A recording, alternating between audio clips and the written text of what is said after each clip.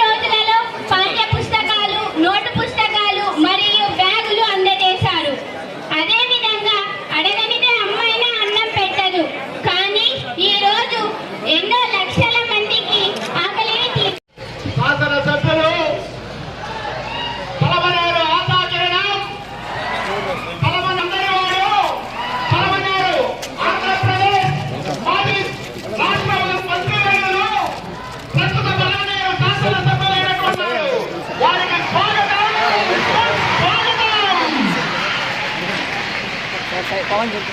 చేసినటువంటి ప్రజా ప్రతినిధులందరికీ పేరు పేరున స్వాగతం.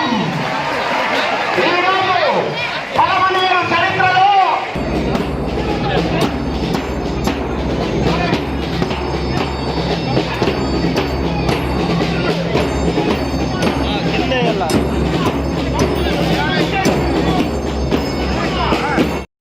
తీర్థం కృష్ణయ్య శెట్టి గారి కళాశాల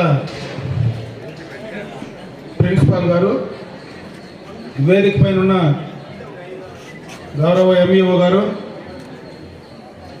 పలమనేరు సూపర్ బజార్ అధ్యక్షులు ఆర్వి బాలాజీ గారు, గౌరవ కౌన్సిలర్లు, వేదిక పైనటువంటి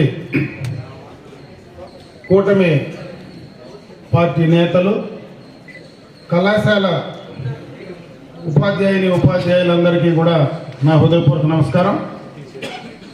బాలబాలికలకు నా ఆశీస్సులు. ఈరోజు ఒక మంచి కార్యక్రమాన్ని రాష్ట్ర వ్యాప్తంగా జూనియర్ కళాశాల విద్యార్థులకు మధ్యాహ్న భోజన పథకం ప్రారంభించుకుంటున్నాం. ఈ కార్యక్రమం గతంలోనే చంద్రబాబు నాయుడు గారు ముఖ్యమంత్రిగా 2014-19 ముఖ్యమంత్రిగా 2017-18లో మొదలుపెట్టారు. అయితే గత 19-24లో ఉన్నటువంటి ప్రభుత్వం దీన్ని ఆపివేయడం జరిగింది. అంటే దీనికి ఉన్నటువంటి ఏదైతే ఈ కార్యక్రమాన్ని గతంలో మొదలుపెట్టినటువంటి సందర్భం కూడా ఈరోజు మధ్యాహ్న భోజన పథకం స్కూళ్ళల్లో అంతా కూడా ఉంది. ఆ స్కూళ్ళల్లో, ఆ గ్రామంలో, ఆ ప్రాంతంలో ఉండేటువంటి విద్యార్థులు వెళ్ళి మధ్యాహ్న భోజనం కార్యక్రమాన్ని నిర్వహిస్తారు, అక్కడ తింటూ ఉన్నారు. అయితే జూనియర్ కళాశాలకు మాత్రం ఎక్కడి నుంచినో దూర ప్రాంతాల నుంచి వస్తారు. ఈరోజు ఇక్కడ చదివేటువంటి విద్యార్థులందరూ కూడా సంపన్న కుటుంబాల నుంచి వచ్చిన వాళ్ళు కాదు, పేద కుటుంబాల నుంచి వచ్చిన వాళ్ళు చాలామంది ఉన్నారు. సుదూర ప్రాంతాల నుంచి ఇక్కడికి వచ్చినటువంటి వాళ్లకు మధ్యాహ్నం పొద్దున మీరు అర్లీగా బయలుదేరి వస్తే మీకు మధ్యాహ్నం సక్రమైనటువంటి సమయంలో ఇక్కడ భోజన వసతి లేకపోతే కలిగేటువంటి ఇబ్బందులు దృష్టిలో పెట్టుకొని గతంలో చంద్రబాబు నాయుడు గారు ఆలోచన చేస్తే, గత ప్రభుత్వం దాన్ని నిర్లక్ష్యం చేస్తే, మళ్ళీ ఇప్పుడున్నటువంటి కూటమి ప్రభుత్వంలో దీన్ని డొక్కా సీతమ్మ గారి మధ్యాహ్న భోజన పథకంగా ఈ కార్యక్రమాన్ని తిరిగి పునఃప్రారంభించుకుంటున్నామని చెప్పి సందర్భంగా తెలియజేస్తున్నాం. ఈ కార్యక్రమం ద్వారా మీకు నాణ్యమైనటువంటి, రుచికరమైనటువంటి భోజనాన్ని అందించేటువంటి కార్యక్రమం. దీన్ని సక్రమంగా ఉపయోగించుకోమని, వినియోగించుకోమని చెప్పి సందర్భంగా మిమ్మల్ని అందరినీ కూడా నేను కోరుకుంటున్నా. ఈ యొక్క మధ్యాహ్న భోజన పథకాన్ని సక్రమంగా నిర్వహించడంలో అధికారులు కూడా మీరు ప్రత్యేకమైనటువంటి దృష్టి పెట్టమని చెప్పి నేను ఇక్కడ ఉన్నటువంటి ఉపాధ్యాయులు కానీ ఈ యొక్క మేనేజ్మెంట్ కూడా నేను వాళ్ళందరికీ కూడా తెలియజేసుకుంటున్నా.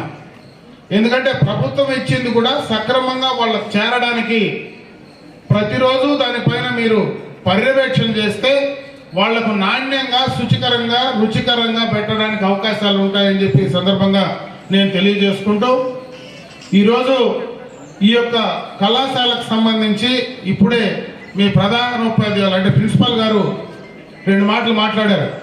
ఇది జిల్లాలోనే నెంబర్ 1 పరిస్థితి బాగా ఉంది. ఇక్కడ ఉత్తీర్ణ శాతం కూడా 85% పైన ఉంది అని కూడా చెప్పడం జరిగింది. ఈ కళాశాల ప్రాంగణంలోకి వస్తేనే ఈ అట్మాస్ఫియరే బ్రహ్మాండంగా ఉంది. ఎందుకంటే పచ్చని చెట్లు, మీకు కావలసినటువంటి అన్ని సౌకర్యాలు, ఇక్కడ ఉన్నటువంటి మరి ఉపాధ్యాయులు అంటే ఇక్కడ మీకు పాఠాలు చెప్పేటువంటి ఉపాధ్యాయులు అన్నీ కూడా పూర్తి స్థాయిలో మీకు అన్ని రకాలుగా కూడా వసతులు ఉన్నాయి. కాబట్టి దీన్ని మీరు సక్రమంగా ఉపయోగించుకోండి. ముఖ్యంగా ఇక్కడ టెక్నికల్ కోర్సెస్ కూడా ఎక్కువ ఉన్నాయి. ఆ టెక్నికల్ కోర్సెస్ పైన మీరు ప్రత్యేకమైనటువంటి దృష్టి పెట్టండి.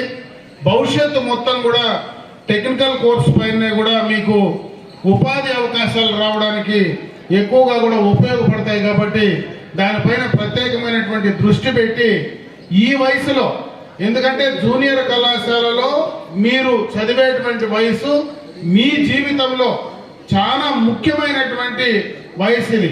ఇప్పుడు ఎక్కువగా కూడా బయట వాటికి అట్రాక్ట్ అయ్యేటువంటి అవకాశం ఉంది. ఇప్పుడే ప్రిన్సిపాల్ గారు చెప్పారు, మీ ఇక్కడ ఉన్నటువంటి పిల్లలు కూడా మాట్లాడారు.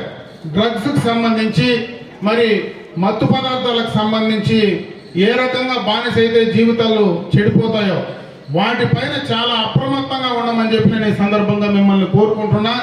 ఎక్కువ అట్రాక్ట్ అయ్యేటువంటి వయసు కాబట్టి జాగ్రత్తగా మనం ఏ రకంగా ఉండాలనే దానిపైన మన తల్లిదండ్రులను కానీ మన చుట్టూ ఉండేటువంటి పరిస్థితులను కానీ అర్థం చేసుకొని మీరు మంచి మార్గంలో వెళ్ళడానికి ముందుకు పోవాలని చెప్పి మరొకసారి మిమ్మల్ని అందరినీ కూడా నేను కోరుకోవడం జరుగుతూ ఉంది. ఇంత మంచి అట్మాస్ఫియర్ ఉండేటువంటి ఈ యొక్క కళాశాలలో బాగా చదివి మంచి పేరు తీసుకొచ్చి అటు మీ కుటుంబ తల్లిదండ్రులకు కానీ ఇక్కడ చదివినటువంటి కళాశాలకు కానీ ఈ ప్రాంతానికి కానీ మంచి పేరు తీసుకొచ్చి మీరందరూ కూడా భవిష్యత్తులో బాగా ఎదగాలని చెప్పి నేను మనస్ఫూర్తిగా ఆ భగవంతుడిని ప్రార్థిస్తూ ఈ కార్యక్రమాన్ని బాగా ఉపయోగించుకొని మీరు ఇంకా ముందుకు రావాలని చెప్పి మరొకసారి తెలియజేసుకుంటూ సెలవు తీసుకుంటున్నా. జై హింద్.